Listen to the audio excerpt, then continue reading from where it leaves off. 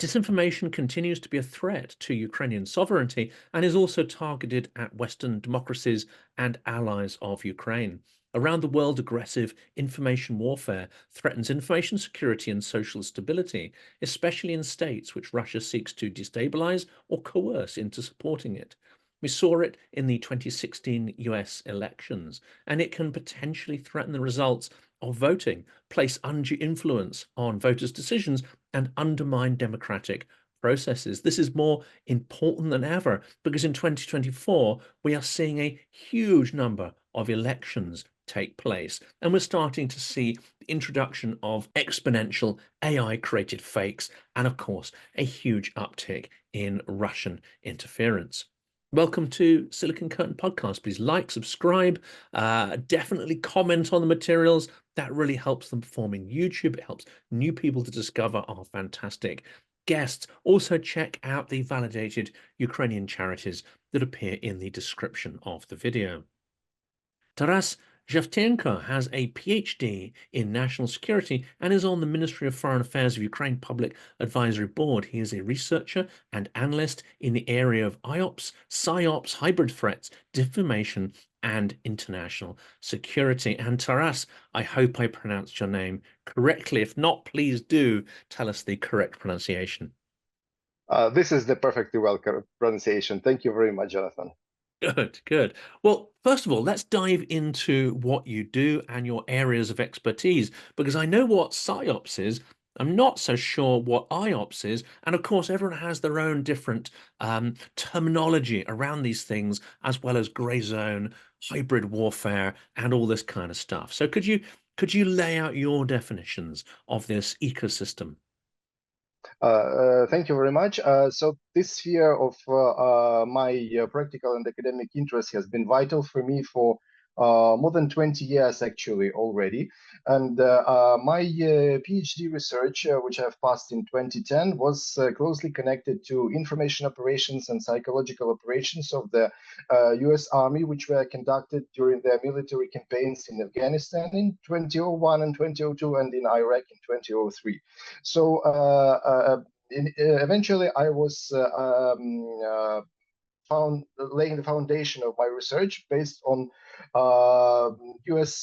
Department of Defense operational doctrines, which regulated information operations, psychological operations, and actually I've seen this evolution of information warfare transcending from separate terms of IOPs and PSYOPs and merging them into one newly founded concept of network-centric warfare, which became relevant in early 2000s.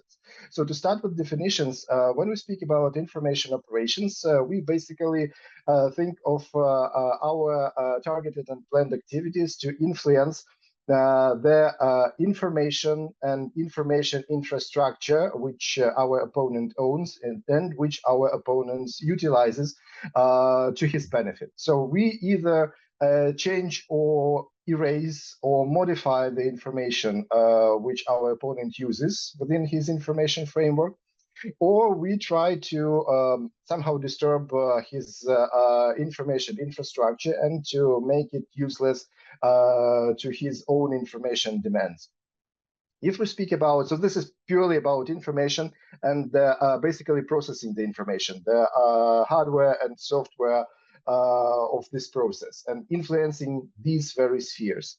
If we speak about psychological operation, these are the activities which we craft specifically to influence individual or collective perception of the target audiences within our opponent's society, political or military leadership. So this is not about technical modifying of information or interfering with information infrastructure. This is about disseminating specially crafted information messages to try to make people think or percept their reality in the way they did not plan before our interference. So this is basically this divided concept was kind of a mainstream in pursuing information warfare in the 90s.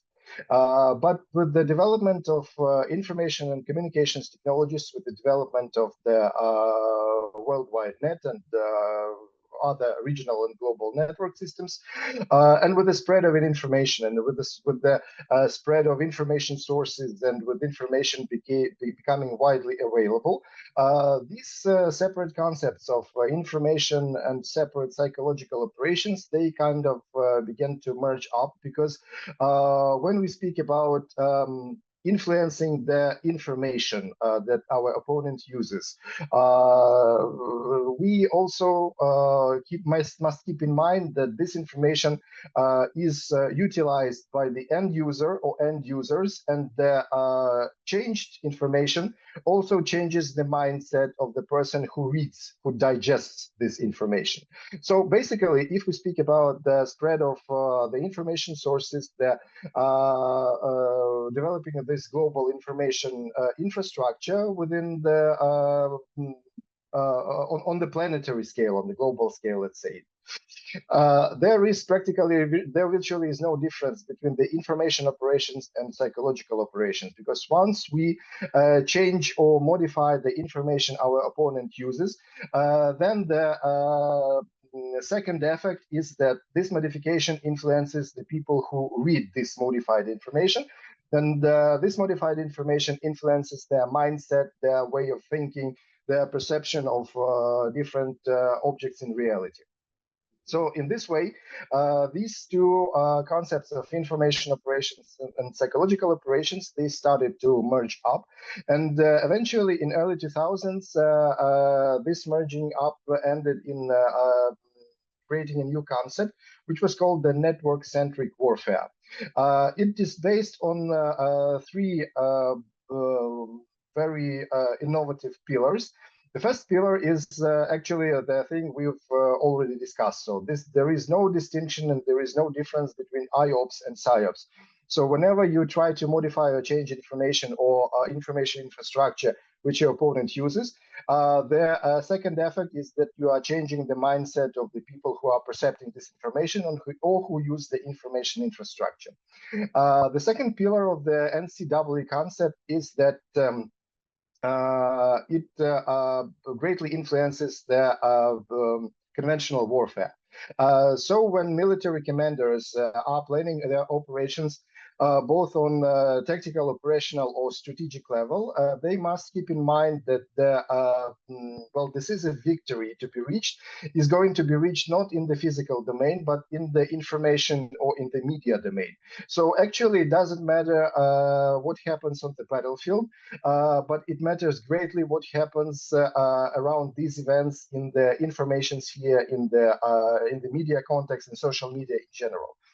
So the first priority of military strategy becomes not paying too much attention to physical domain of the warfare as to paying much more attention to information and media domain of the warfare. And the third pillar of the NCW concept was that due to development of the ICT, the information has to become kind of a glue which has to merge all components of the national military. So all military units on all levels of on sea, on air, or on the land, they have to be united within one information network. They have to have equal access to the information which is gathered by different military intelligence assets and civilian intelligence assets. This information is updated live 24/7, and each commander on each level has access to the whole amount of information. And in this way, the planning and execution of military operations, then essentially the information and psychological operations, becomes much more efficient. So the United States tried to launch this concept within their military campaigns in Afghanistan and Iraq, but eventually they failed to put into practice all three pillars of this concept, and they had to put a pause on the concept in general itself. But several people in Moscow and specifically in Kremlin, were observing carefully what Americans were doing, specifically in Iraq.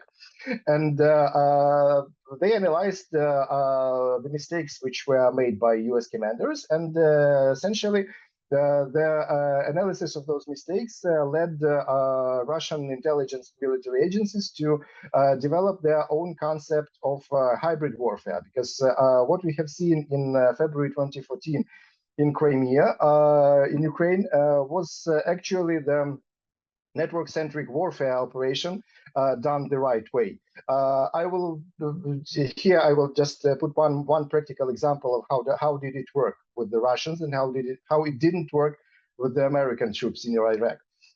When the U.S.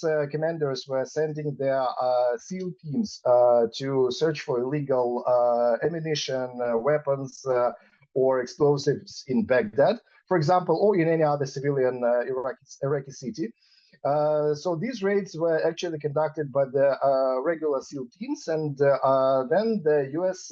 Regional Command was trying to put up some positive media coverage, telling people of the amount of the explosives and illegal ammunition and weapons which were found.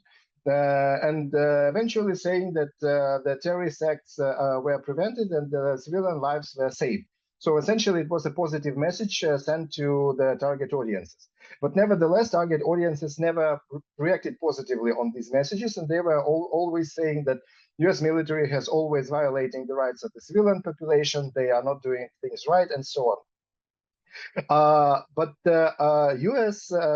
Commanders, they didn't take into account one slight thing, which Russian intelligence analysts obviously have thought of great importance. Because if the U.S. commanders, while before sending those SEAL teams to search for weapons and ammunition, if they took off all the ID patches from the uniform of the SEAL teams, they would create altogether another information and media situation.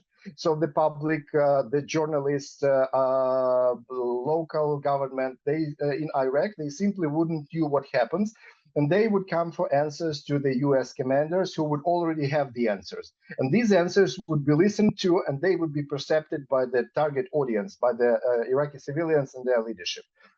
So this was the mistake which Russians corrected.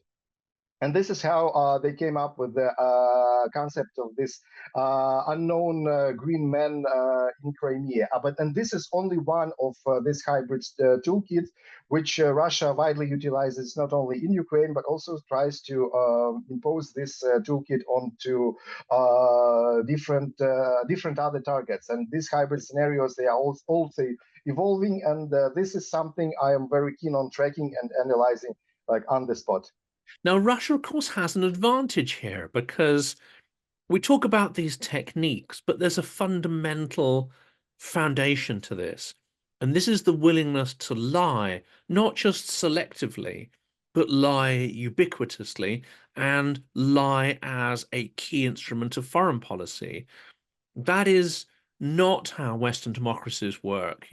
Often if they are caught out in a lie, it's extremely negative.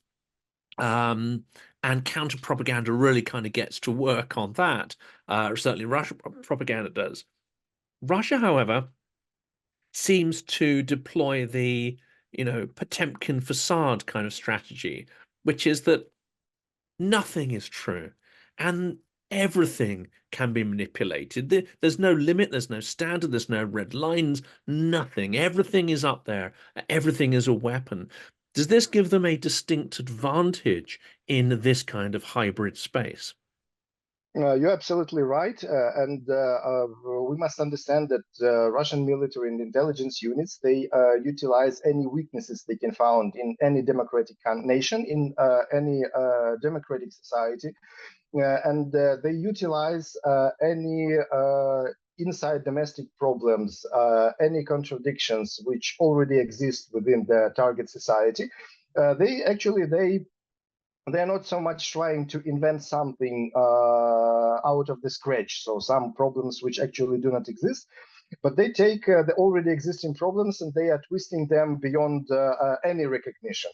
And in this way, they really have no red lines. And in this way, we must understand one fundamental thing of how Russian propaganda works in the 21st century, in the era of social media networks and in the era of Internet 2.0. And we are already transitioning to the Internet 3.0 with artificial intelligence tools, merging all those information toolkit and communication toolkit we are already utilizing. And so in this way, in this highly intense information environment, the classic propaganda cannot work like, for example, it had worked during the times of the Cold War, when you essentially had a few information sources which were easily controlled. You could control your own information environment by cutting out all other foreign sources and denying any access of your audience to those foreign sources. And in this way, you could really persuade large masses of people in certain ideological or worldview strategic perception things. But eventually, in modern information world, it's a very hard and practically impossible task to persuade your audience in a very certain in very certain things, in a very certain set of beliefs, because they always can find alternative sources of information. You simply cannot control the process. But in a way, this new information landscape shaped the priorities of the new propaganda 2.0. And this new propaganda, which Russia widely utilizes, focuses not on persuading the audience in the something which is essentially foreign to this audience. But the new propaganda works in dissuading audience, in sowing disbelief. The new propaganda seeks to make people stop believing in the system they live, in the society they live. Stop believing in democratic institutions, stop believing their political leaders, stop believing their neighbors, stop believing actually the election processes. And in this total disbelief, it's much easier to impose any additional propaganda narratives. But again, Russian hybrid interference utilizes less direct approach here, because after this first phase of when you are showing disbelief in the target audience, you then impose hints on their new beliefs shaped up, for example, in conspiracy theories. So it's not that you directly impose the already created picture of the new beliefs on your audience. You are doing it step by step, just so that your audience did not notice what's happening, because this is the key. So they don't have to find the moment when they realize they are being manipulated. So you have to do it in a very subversive way. And so you are sowing disbelief. You are starting to feel this disbelief vacuum with various conspiracy theories, and then based on those conspiracy theories, which are to some extent reflected not only by the low quality media sources, but they are also picked up by politicians, like we are seeing, for example, in the Trump surrounding. In the United States in this presidential election process.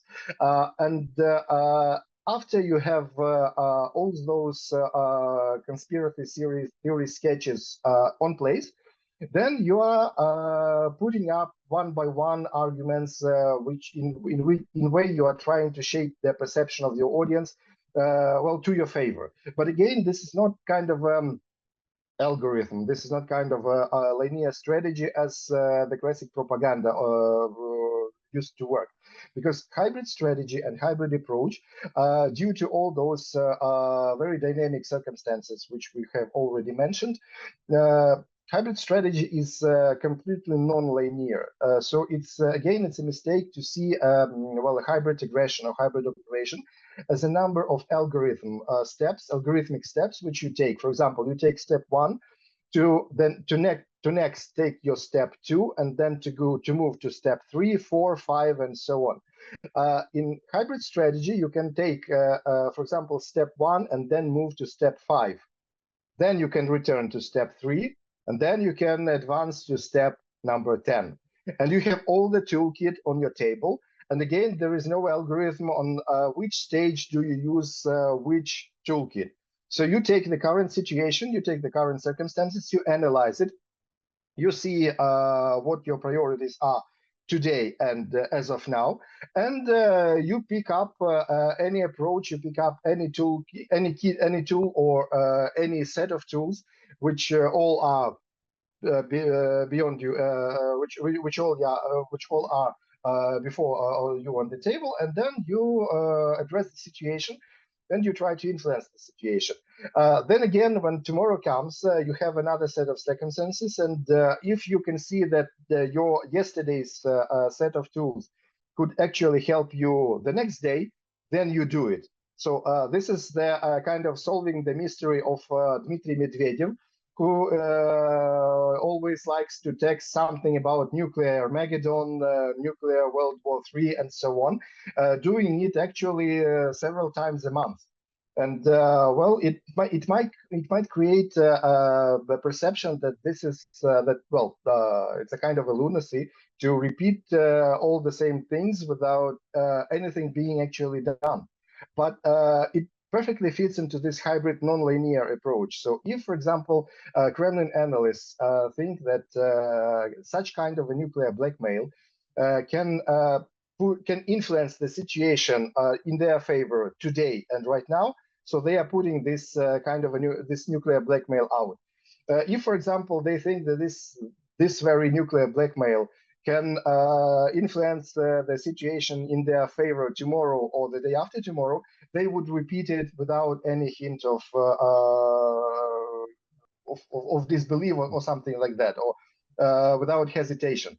So this is how hybrid strategy works, and this is how Russian propaganda works right now. So it's highly threatening because it exploits all the weaknesses of democratic societies, and on the other hand, it targets practically all the audiences with one simple message: you cannot trust anyone, you cannot trust your government, you cannot trust your media, you cannot trust your neighbors, your co-citizens, your elected representatives, and so on. And this is the most dangerous way the propaganda can work. And the only way out of this situation is actually trying to build the social resilience and the institutional resilience, which also is a very important thing, in trying to somehow compensate for this destructive information influence, to rebalance itself, to rebalance society, to rebalance political and security institutions, to absorb this negative impact of such kind of information, and then to neutralize it by stressing the already existing worldviews and already existing set of beliefs of the audience and of the nations of democratic societies. And is there a really major difference between the mechanics of domestic internal Russian propaganda and external propaganda, or is it more a question of the same toolkit but with different narratives? It's the second option. It's the practically more or less same toolkit, but with very different narratives. It's also part of a former KGB heritage, which was called active measures, or активные мероприятия in Russian. So actually, the second part of Russian hybrid toolkit, aside of the American network-centric warfare concept, is this KGB heritage of active measures. And this heritage, it consists of different means and instruments of influencing public opinion, not only abroad, but also inside Russian state. And clearly, these instruments, they work differently outside and inside Russian borders, because it all depends on how the target society reacts to these instruments, and how it reacts to the information which you impose on them by on the audience by these instruments. So if we speak about the specifics of Russian audience perception of information, so at least during the last 20 years, Russian citizens were gradually accustomed to the thought that there is simply not such thing as objective information, and there is no such thing as objective truth, neither in Russian Federation nor specifically, nor in the Western world. So in this way, the Kremlin had tried to develop the kind of anti-propaganda immunity of the Russian population, because again, the same concept has been applied to Russian citizens. You cannot believe anything you are said, but except if the source of information is Russian political leadership, political or military leadership, or the official Russian information or media source. So this is the only case where you can believe the information you are hearing or you are seeing. Well, this is kind of a stretch to former Russian propaganda heritage, when again, Soviet Union didn't have any other information sources except the ones that were owned by state, that were run by state, and that were controlled by the state. If we speak about how Russia utilizes the same approaches on Western audiences, so there are two very specific things to keep in mind. First of all, Russia tries to communicate to very different audiences in the West. So it tries to talk not only to political leaders, to opposition leaders, to leaders of public opinion in Western democracies, but Russian propaganda addresses the lowest classes of Western societies. So it leaves virtually no target audience uninfluenced by this systematic propaganda. And within communicating with each audience, Russian propaganda has its own so-called language.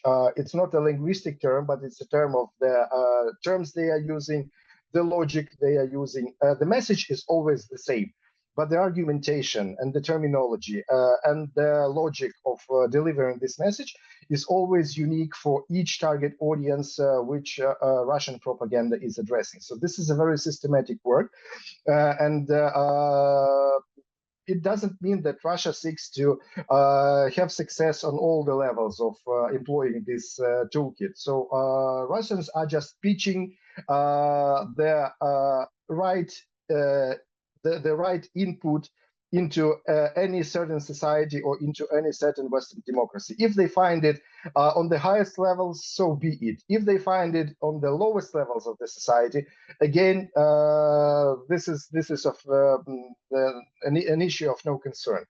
And the only thing to be effective in this kind of warfare, because it actually is warfare, is to be active on the battlefield. Because if Ukraine, or if the Western world chooses an option to go to total defense, and just uncovering fakes, saying that Russian propaganda is constantly lying, trying to show those lies and to somehow explore them before the public eyes, this is the no-win strategy, because it gives Russian Federation and gives Putin's regime a chance to simply increase its own propaganda in numbers. If we can uncover, for example, 500 fake news per month, then we are hinting Russians then that if they increase the number of fake news up to 1,000, we would be drowning in those fake news. So as I always is saying to my students and to my audiences when I am lecturing on information warfare, that information warfare is like a street fight. So who hits first wins. But if you are going defensive, this is a no-win situation. You simply cannot win the fight if you are not hitting back. So this is again another key to understanding what Russians are doing in using their hybrid toolkit and their information and psychological instruments of influence, and how to effectively counter it. So we must be more active in hitting Russians in the information and psychological way.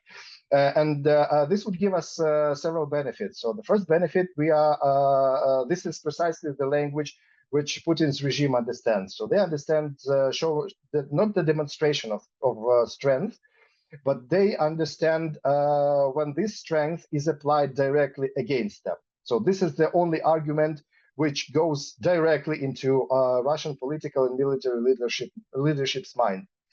And the other thing is that by being active in this information warfare against Russians, we are simply leaving them no time, no resources, and no intellectual power to plan for other information offensive strategies against the West. So we must have